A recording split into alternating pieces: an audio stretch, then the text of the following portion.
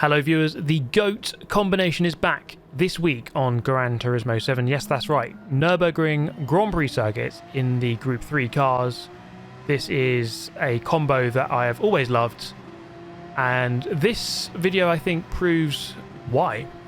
This first race of the three I'm about to show you was my very first attempt at the race, this week at least. And for a bit of context, it's a 9-lapper with some strategy involved, in the sense that there is a mandatory pit stop, but it's one of those where you don't necessarily have to change your tyres, but as we may find out later, that is probably the recommended route. Anyway, this first race started in P12 towards the back of the pack, just trying to get a feeler out for how you exactly play this race this week with the 9 laps and the tyre strategy as it is. Gaining one position here on the opening lap in the Porsche 911. Now we're taking a look forward at this big almighty group in front into the final chicane at the Nürburgring Grand Prix circuit. For me, it's the worst bit of the track. I love the track, but this bit here I really don't like, as this Bahraini driver also probably doesn't like it either, as he gets a very poor run. I'm going to go up the inside into the final corner. Luckily, when I drive here in real life, we don't ever have to do that chicane. It's the other faster one that we always do. Anyway, that's lap 1, ending it in P10. Let's fast forward it a little bit to the Schumacher S coming up the hill. We're going to get our first penalty here. This is such a frustrating penalty to get, and this one you always get if you dip 2 wheels onto the gravel there on the second apex of the corner. Serving the 0.5 second penalty a lap later is going to lose me a position to Got Max Power, who has featured probably in about 98% of my videos. The absolute legend. So back down to 11th, under a bit of pressure now from some of the cars behind. So my pace seemed decent early doors, but you know, just one mistake, one penalty can easily see you moving backwards in the pack. And I must say that the standard of lobby is very high here. I mean, you might see some of the names there at the front of the pack, especially Fuvaros, Hungarian driver, regular World Tour driver, sometimes on his day one of the quickest drivers in the world. I have no doubt about that. Now here, I should have seen that guy was up the inside. He was quite clearly on my right hand side on the radar, and I just kind of turned in and went into the side of him. I'd say it's more my fault, that one. So dropping to 13th, a bit of a rusty drive so far, given that this is actually my first Gran Turismo 7 video in a good 3 or 4 weeks, so it's been a while. I do apologise for that, but you might have seen my post. I had a collapsed lung, so I think that's a fair excuse. Anyway, coming into the pit lane, you might have seen there I didn't change my tyres, and we're about to find out why that's probably the incorrect decision for this race. What it does do though in the short term is hand me back a couple of positions, so I'm back ahead of the Swiss driver and Max Power. So we gain a few positions there. You see them coming out of the pit lane. So back to 10th place when I was 13th before all the pit stops. But now I have a significant tyre disadvantage, and this is going to be an extremely difficult race from here to the end, trying to hold off these guys behind. So through the Schumacher S, again trying to avoid that penalty on the right hand side. Going defensive into the next chicane. Got Max Power, going to try it around the outside. He does love an outrageous overtake move. He tried it there, to be fair to him, but it didn't come off on this occasion, so he's going to drop back behind. So we have 3 more laps remaining of trying to defend against cars with much better tyres, which is never easy. So the Bahraini driver behind, you might have spotted on the radar, going through past Max Power, up into 11th. So we're still in the top 10. I mean, it started 12th, here in 10th. We're not expecting the best result here on our first race of the week up against some of the best players in the world. And for some reason here, I think I was watching the chat, I didn't bother defending. But what I did do is go for a nice little switcheroo overtake, come off the brake early, re-release it, dive up the inside. And it was a nice attempt, to be fair. Almost got it done, but he did eventually go back through, and I had to concede. Now is the turn of Max Power to try to overpower me and gain 11th place. And through here, I mean, the superior grip was there, and there's not much I could do, really, other than, I suppose, punt him off the track. But that is frowned upon in motorsport, so I didn't really do that. So he goes through. I'm back to 12th, which is where I started. I did lose this position here as well. And came through after the 9 laps to finish in a disappointing 12th place, really.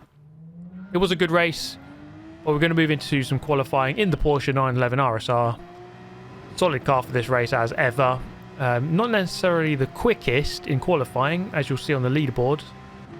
There's actually a mix up there right now, but 911 solid car. Going into turn 1, braking pretty much on the 100 board. Trail that braking, coming off the brake to get towards that apex, getting on the power. Bringing the car to the right hand side to open up turn 2. They're getting on the power to accelerate to the outside or turning in towards the apex of 3. Coming off the brake, let the car rotate. Get on the power, really get over this curb here, and on the exit you can be very generous with how much track limits you abuse on the exit there. Through turn 5, again carrying the speed through. Turn 6, likewise, get that nose pointed in, back on the power. There's a lots of track width on the exit to use there with the curb and the AstroTurf. Down to the hairpin at the bottom of the hill, quite a difficult corner to get right in my experience. I go a little bit deep, let the car rotate though. Come back for that second apex. Coming out in first gear in the Porsche, given its unusual gearing compared to other Group 3 cars. Schumacher S should be flat out if you get the entry point correct. I didn't get the best of exit from the hairpin. As you can see, the Ghost going slightly quicker. The Ghost is a low 54. And I'm looking for a 53.9, which would be ideal. I mean, the quickest times in the world right now are in the low 52s, which is kind of crazy. And there's actually a very interesting battle developing on the leaderboard this week. Anyway, into the chicane. This is where things can really unravel. Coming off the brake early to really abuse the curb on the first and second apex. You see they're improving against the Ghost quite significantly. And so coming through here, I was quite confident that this was going to be an improvement on my best records. And indeed it was. Going to a 53.9. And that 53.9 put me 7th on the grids for this second race. And this one was a bit more angry, could we say, for some certain reasons, which you'll find out very soon. The first race was fairly well mannered. This one, not as much. Anyway, into the chicane, end of lap 1. Couple of cars there with some interesting lines, including the Greek driver in front, who goes quite wide on the exit. Picking up some moves there. On the exit of that chicane, it's very easy to get a move or two, given lots of people running wide or going too deep into the first apex and then really having to slow it down for the second. So we're up to 5th place, courtesy of someone else going into the pit lane. Into turn 1, Matthew behind going for the move. Doesn't quite make it work, so we're still side by side here through turn 2. Losing a little bit of time here running side by side. Not ideal. As we then head into turn 3.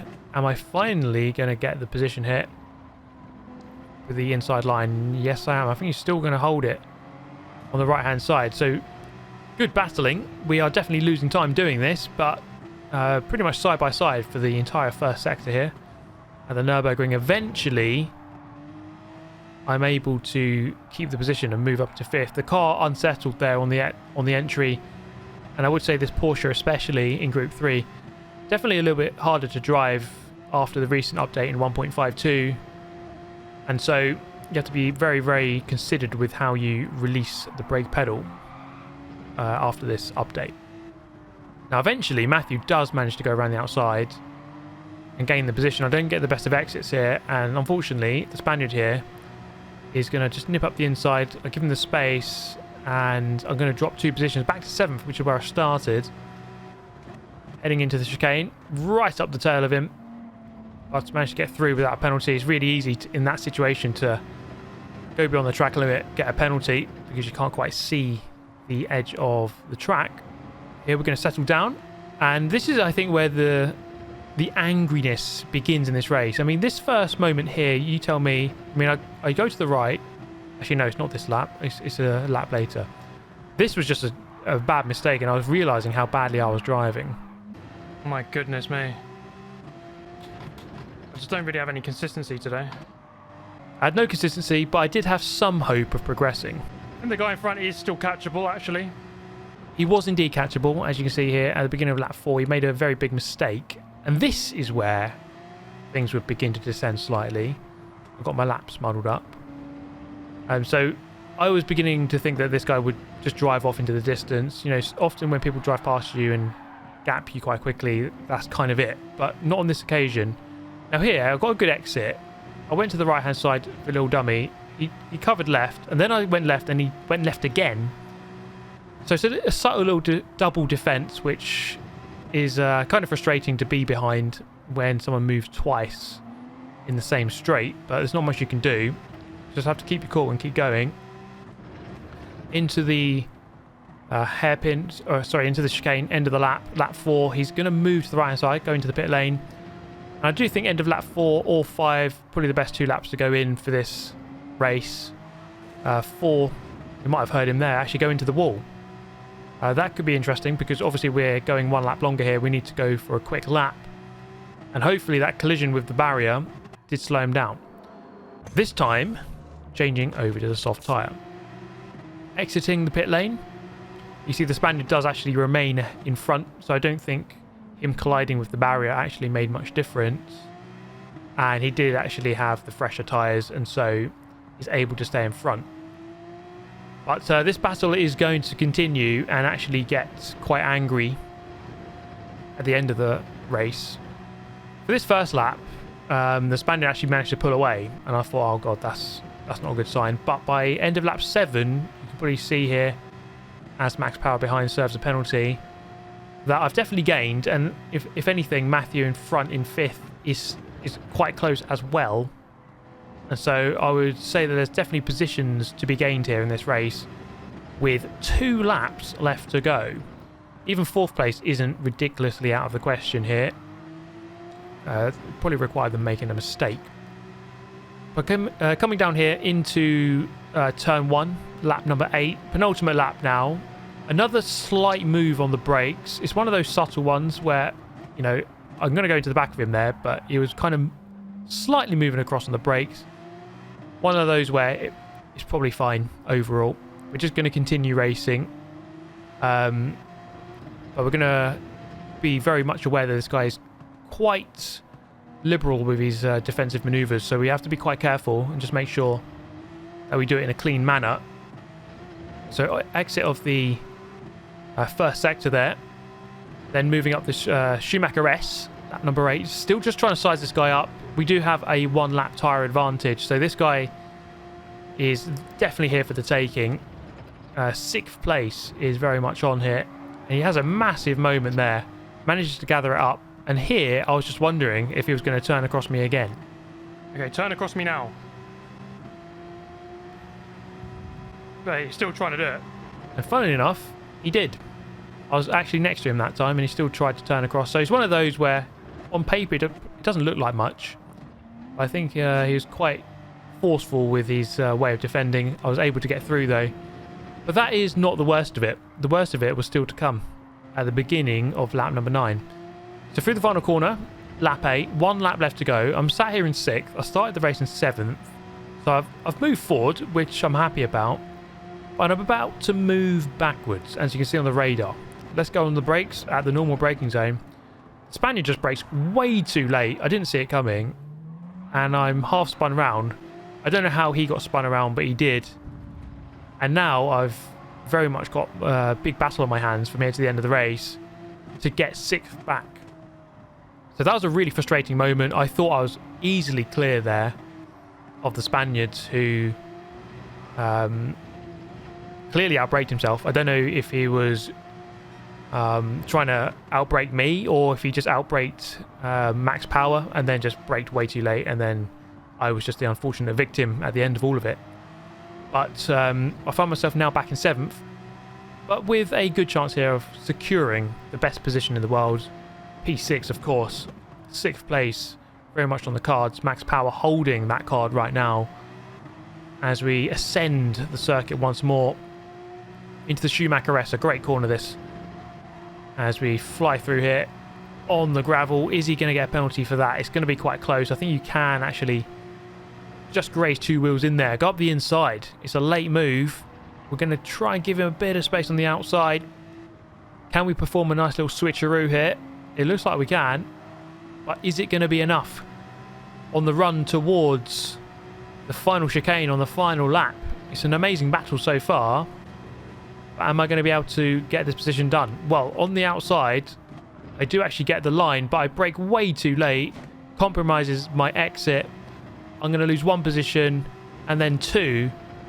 And on the run through the final corner, it's going to be a drag race to the line for 7th place.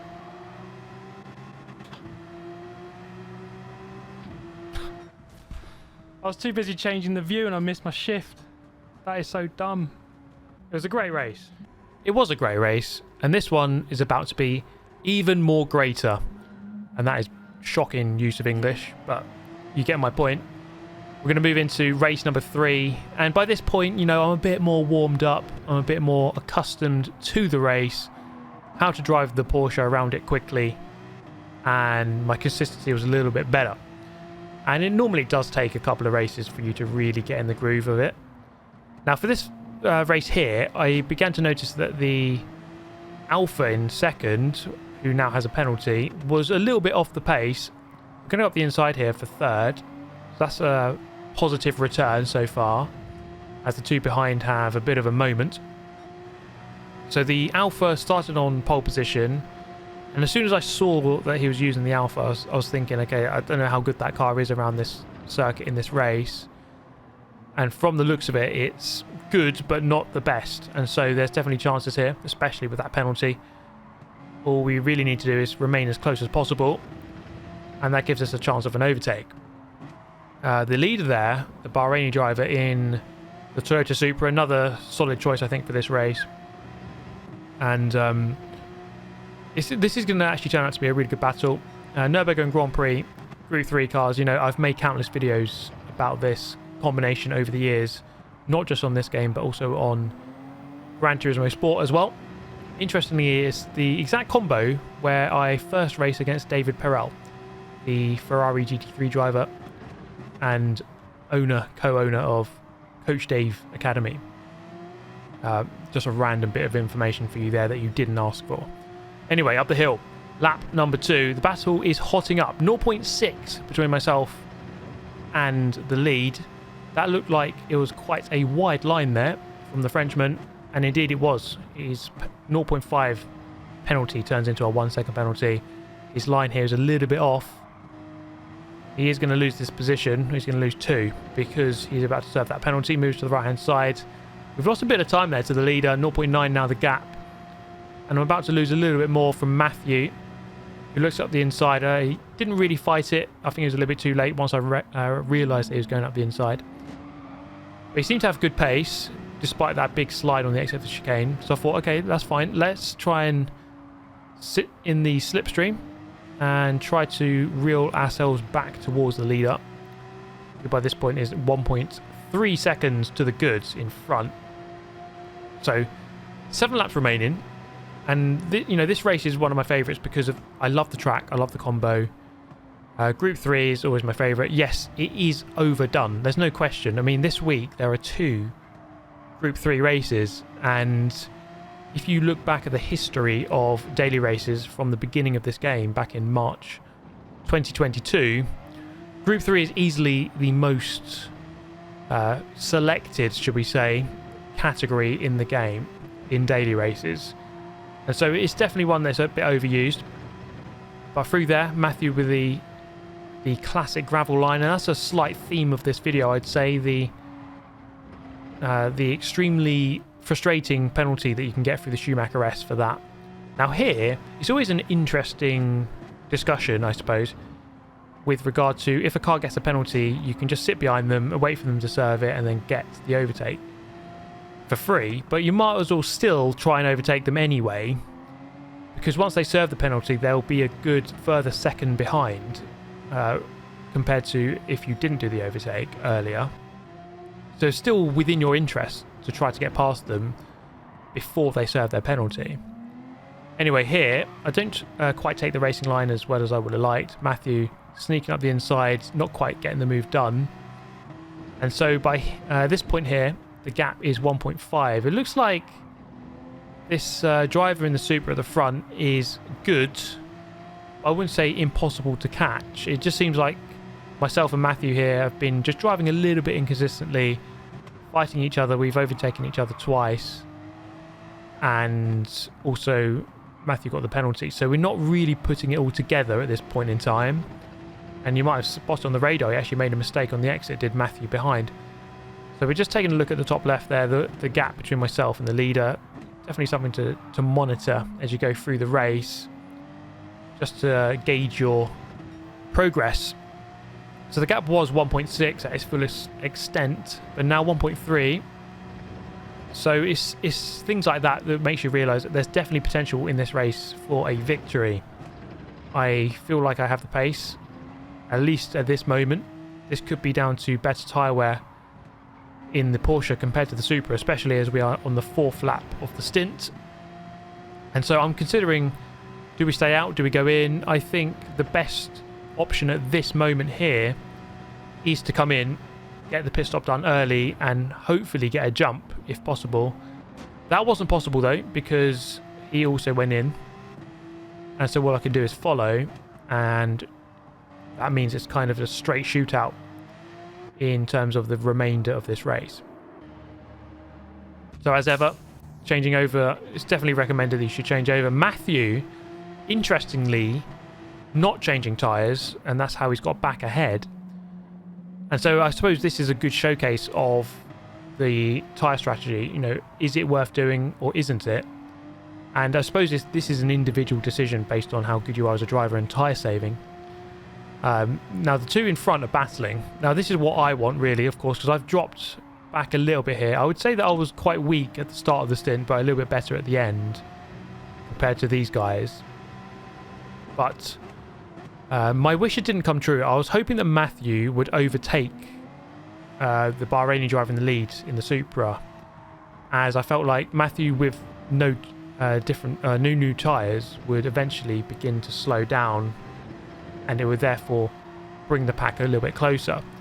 But this way round, I would then have to fight through past Matthew as his tyres began to wear out, and that would potentially lose me time in my quest to then catch up with the Supra in the lead. And I say in the lead, he's in second, but that's because the Czech driver in the lead hasn't pitted yet. So we are effectively battling for first, second and third here, as we then head around to the chicane. Lap 6 of 9, 3 to go. Can we go about getting a race win here at the Nürburgring? As Matthew there with a bit of a wiggle on the exit. Not enough though for me to consider a move into the final corner. But it's definitely hotting up. I would say that I definitely have a good couple of tenths here. You just can tell when you're a little bit quicker than the car in front. And I think this is one of those times. 54.5 across the line. That's the fastest lap of the race so far. Up the inside we go. He kind of half covered it, but not fully. Side by side once again. And I do swear that I've spent half this video alongside Matthew. So it's a good battle. We're going to go for the old switcheroo. Go for the inside line into turn 3.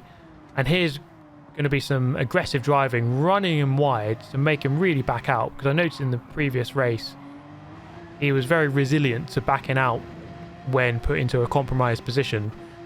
But I think I did just enough there to really make him think twice about going up the inside into turn 4.